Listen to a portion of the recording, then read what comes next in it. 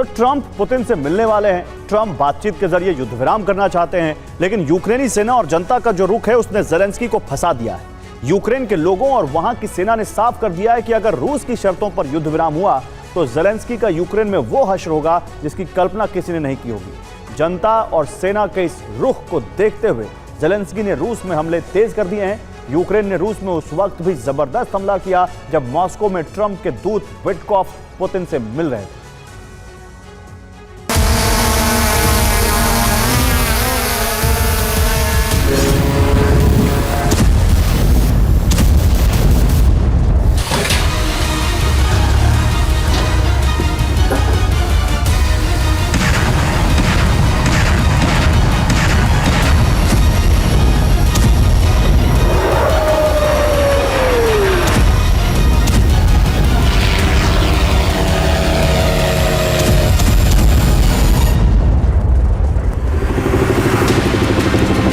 Trump कितनी भी कोशिश क्यों ना कर लें, यूक्रेन युद्ध नहीं रुकने वाला।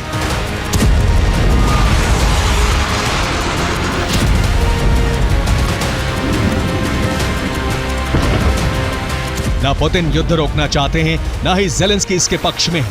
इकलौते ट्रंप ही हैं जो सीज फायर करवाना चाहते हैं।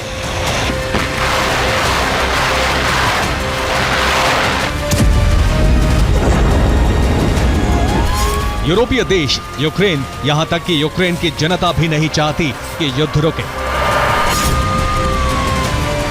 यही वजह है कि यूक्रेनी फोर्स रूस के हमले का प्रतिशोध ले रही है। यूक्रेनी सेना रूसी धरती पर नॉनस्टॉप विस्फोट कर रही है।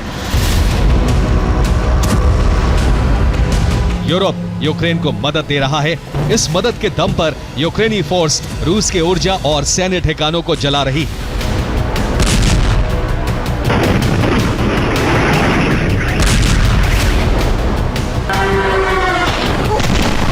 यूक्रेन इन हमलों के जरिए पुतिन और उनकी सेना को भड़काना चाहता है ताकि जंग ना रुके और युद्ध विराम ना करने का आरोप पुतिन पर लगे। युद्ध की आग शांत नहीं होगी, ट्रंप का शांति मिशन फेल होगा तो अमेरिका भी यूक्रेन के साथ आ सकता है। यूक्रेन और यूरोप यही तो चाहते हैं।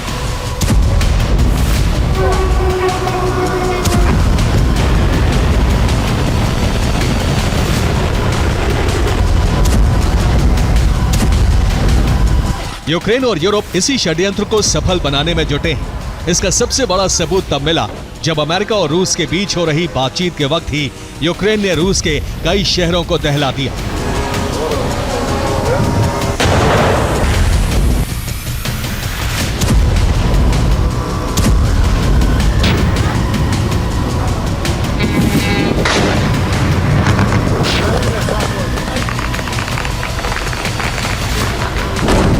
मॉस्को में ट्रंप के विशेष दूत स्टीव विटकॉफ और पुतिन के बीच जिस वक्त मुलाकात और बातचीत हो रही थी, उसी वक्त यूक्रेन ने रूस के कई प्रांतों में जबरदस्त ड्रोन हमले किए।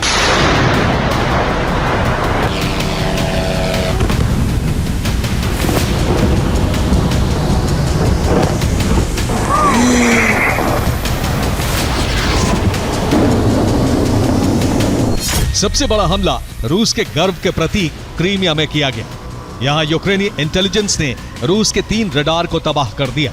ये तीनों रडार S-400 और S-500 एयर डिफेंस सिस्टम के बताए जा रहे हैं। इतना ही नहीं, यूक्रेन के हमले में रूस की कई लैंडिंग बोट भी तबाह हो गई।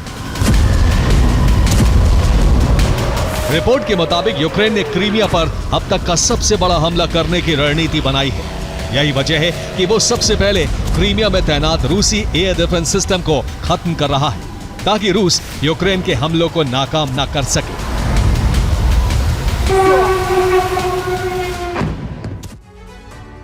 तो रिपोर्ट के मुताबिक ज़ेलेंस्की ने क्रीमिया मिशन लॉन्च कर दिया है। इसी मिशन के तहत क्रीमिया को दहलाया जा रहा है।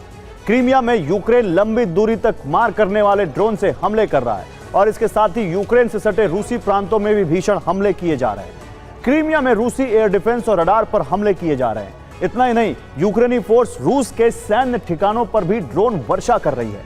रूसी एयर डिफेंस को खत्म करने के बाद क्रीमिया में जल, थल और नभ से बड़े हमले का प्लान है। दावा तो यह भी किया जा रहा है कि यूक्रेन क्रीमिया में जमीनी जंग भी छेड़ सकता है।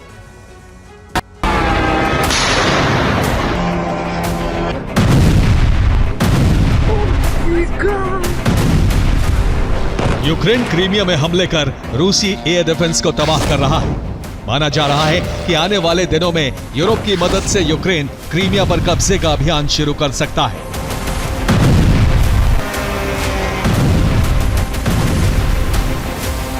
रूसी सेना क्रीमिया में और एयर डिफेंस न भेज सके, रूस क्रीमिया की सुरक्षा न कर सके, इसलिए यूक्रेन रूस के आधा दर्जन प्रांतों में हमले कर रहा है।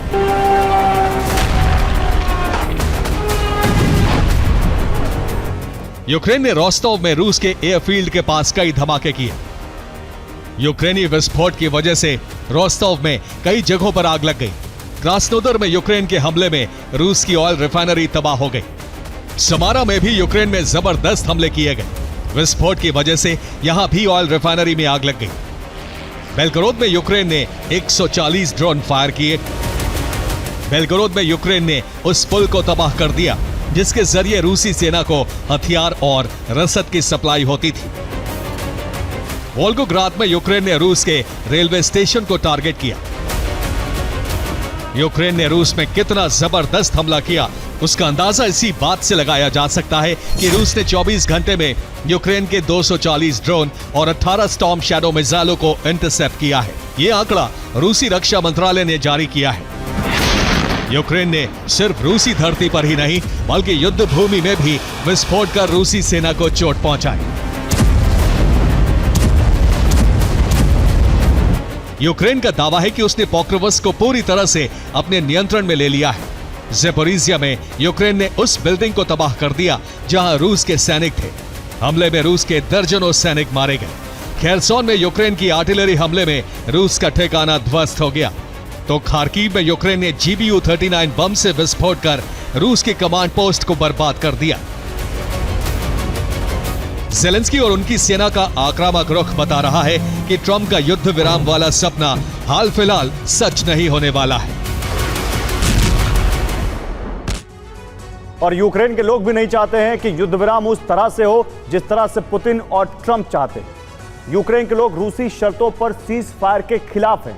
76% लोग रूसी शर्तों पर सीज फायर के विरोध में हैं।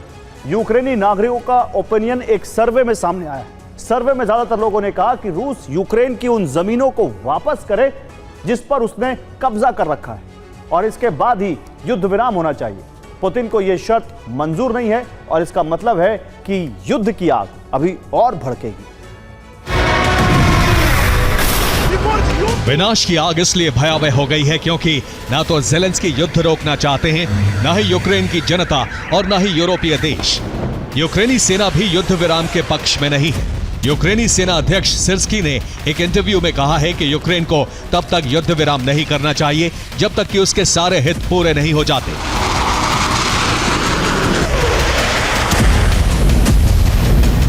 Я бачу,